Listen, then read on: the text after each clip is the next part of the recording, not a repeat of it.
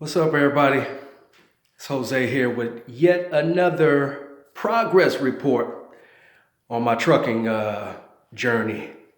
So, the last time I have a little disclaimer for about the last video where I said I was waiting 5 weeks for a trainer. Not everybody waits 5 weeks for a trainer, and I did primarily because I chose, and I was glad they even gave us the choice. But I chose a non-smoking, vaping trainer. And if you chose a smoking trainer, quite naturally, don't quote me on this, but they say the numbers are like 70% of all truckers smoke. So if you chose a smoking trainer, quite naturally, you was going to get a trainer faster. So I waited 5 weeks. I know that ain't cool with everybody because, people have bills, man, financial responsibilities and stuff. But it worked out for me. Let's see. So on with the training. So I got my trainer. I actually ended up having two trainers because the first one, a few things. Listen, I was so scared the first time around. My trainer, I guess he said he was comfortable with watching me shift. So within minutes, he was in the back, curtains closed. That joker was asleep. And, pretty much like, hey, take us from Dallas to California. Well, not all the way because I would have ran out of time, but still, you catch the drift. I drove like 3,000 miles my first week. And that first week almost took the taste for trucking completely away. Like, I ain't even want to do it no more. Because I was just so stressed and uncomfortable with the truck, the size of the truck. Man, I couldn't stand when other vehicles got on the side of me. I don't care if it was a motorcycle, and the worst was another semi truck. Man, it made it seem like the 53-foot trailer was 153. You just looking to the side like, hey, hurry up, get away. Construction, the lanes are tight. And just not being used to that. And I haven't been in a truck for 5 weeks. And you think about how quickly we get our license. You're not really in a truck that long before you even, move on to the next level. So my whole experience was nerve-wracking, to say the least. And for anybody else who can relate to that, I know people always say, take it from me. If I can do it, you can. Look, this is more than cliche. I'm that guy who, man, when I say it was beyond nerves, I was scared at times. I never drove mountains before. And let me see, what else really messed me up besides just the discomfort of getting used to the truck? Oh, my sleep clock. My sleep clock was terrible. Because you're not used to sleeping in a truck, so you can feel absolutely everything. And my first trainer pretty much ran us like teams. When I wasn't driving, he was driving. So the truck was pretty much always moving. And I just couldn't get used to it. So it was hell, to the point I pretty much had called in and was like, hey, this over the road ain't for me. I might be done, period. They told me, you might have to go to the end. You will have to go to the end of the list. You're not going to get paid anymore. Your training pay is going to stop, because you're getting off the truck at your own will. So it was hell. I thought the end of trucking had come, but I hung in there because I was like, maybe, over the road might not be for me, but maybe I could do regional or local, which they pretty much told us those positions are scarce. So my hopes weren't very high about getting one of those positions. But I got let go, and I didn't have to wait for, another trainer, like, to get through with the whole list of drivers that were waiting. I actually got a call a couple of days after I got back to San Antonio, because I got off his truck. The first guy I was done, man. I was done. I had a death grip on the steering wheel the entire time. I told one of my classmates that I went to the academy with, I was like, man, if I could hold your wrist like I was holding that steering wheel, you would have fainted. And so it was tense for me. So if I hope this helps anybody who like is terrified of it, you know, or just don't know, oh man, I'm so nervous about, take it from me. It gets better.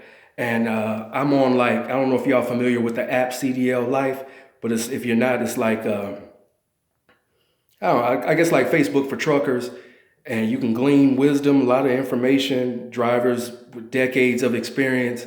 And, you know, I expressed that in one of my posts, and they all said, you know, oh, that'll get better. Some were saying they was experiencing the same thing because they just started driving. Two, they said, oh, yeah, I know all about that death grip, you know. So I was in good company. People could relate. But everybody kept saying, you're going to get over that. And I couldn't see it. So I got another trainer. Both of my trainers, by the way, was super cool. You know, we were able to talk and stuff. And I know that that's not always the case. And if you do your research on what you're allowed to bring, you know, there are videos out there saying you may or may not even get a single compartment. You might not get a cubby hole at all. Well, both of mine pretty much, like both of them, I had access to half the truck. And I could do, you know, even though I didn't bring anything, because after doing my research, I was smart. I just brought a big duffel bag and a backpack. And my blanket was in there. I didn't do the sleeping bag thing or none of that. So again, that first week was hell. We ended up having to come back to Dallas. We went from Dallas to Cali to Chicago, back to Cali, and ended up making our way back to Dallas, which I was so glad. Before we even got off the truck, I had scheduled an Uber, and we were pulling in the academy, or the terminal, which was right across the street from the academy, about 2 something in the morning. I knew there was nobody I could talk to. I no longer had a room, you know, at the dorm or a hotel. So I just was like, forget it. I'm gonna just, you know, it's not like I can wait here in Dallas for a trainer. I don't know how long it's gonna be. So I booked an Uber. I probably waited all of 3 minutes. And my trainer knew how I felt the whole way because, man, I don't bite my tongue. You know, I express myself. So I waited probably all of 3 minutes for my Uber to show up. And when I got in the Uber, I was booking a bus ticket. I went back to San Antonio. And within 2 days, like I said, got my next trainer. Everything was sweet. We didn't do over the road. He was more of a city driver. And I think the furthest we went was on the weekends. We would go from Dallas to San Antonio and back. And we were home every night. And so I was at a hotel every night. Matter of fact, it was right up the street from the academy, so you could walk back and forth to the academy within 5 minutes at tops, you know. So it's been a great experience, aside from the stress I felt that first week, which, you know, I really can't put that on the academy because every trainer is going to be different, have different methods or whatever. I've heard worse, but I've not heard better than what I've had with the second trainer. So far, so good still. You know, when I was doing my research on this school, I felt like they were the best that I came up with. I'm glad I did it. And, you know, I ain't getting nothing for giving KLM FFE props, but man, they got a nice system over there. I can't even front. It's been super nice. I actually met people who recognized me from the videos. That was pretty cool. One dude said he actually made his decision to come to KLM based off my video. So, oh, it warmed my heart.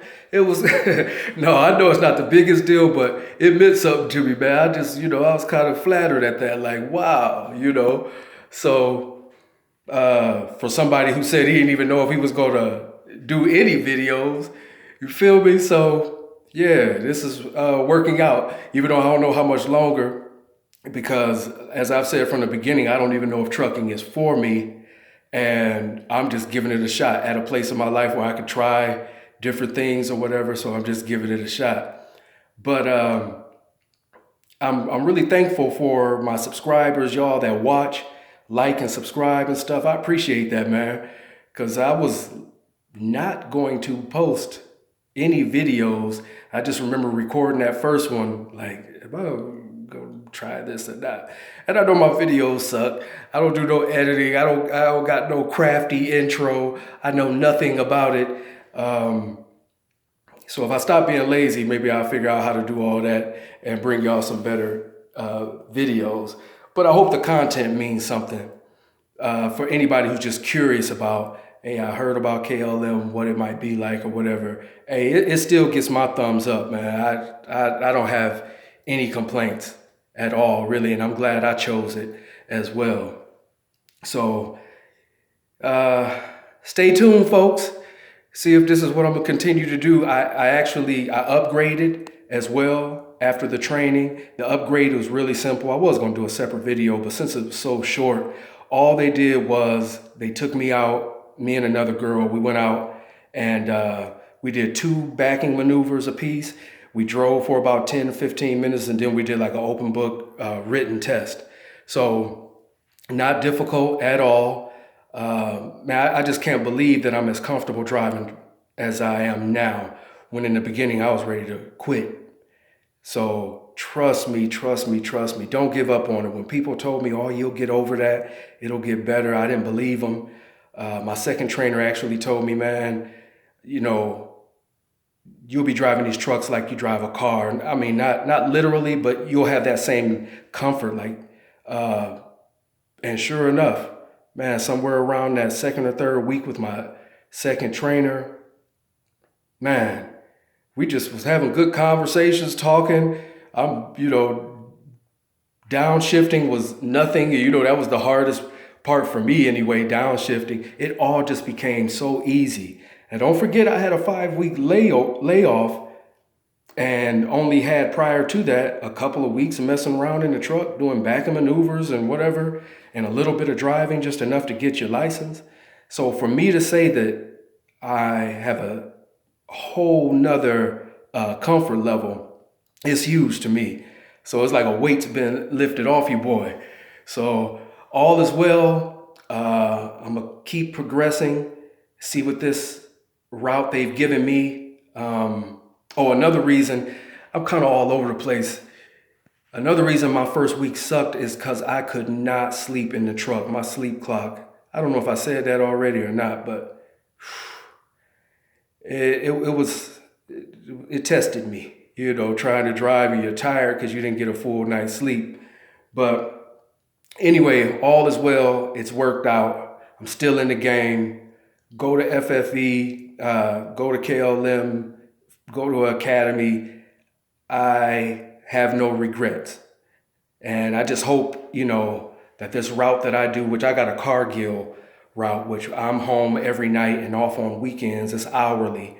So I don't have to do over the road, which, I don't know, man. I'm not as turned off by trucking as I was that first week anymore.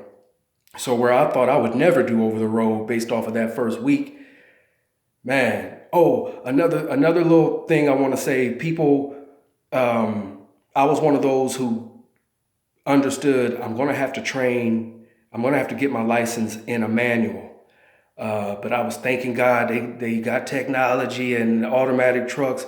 Man, I became so comfortable with the trucks. I don't even know if I want an automatic now. So when I say night and day, I can't even hardly believe it. When I think about how stressed I was and scared I was in the beginning, not only the beginning of school, but the beginning of training to where I am now, you couldn't have convinced me. But I feel tons better and we go keep it moving. So like I do in most of my videos, hey, y'all be encouraged, whether it's trucking or not, go after what your passions are. Life is short.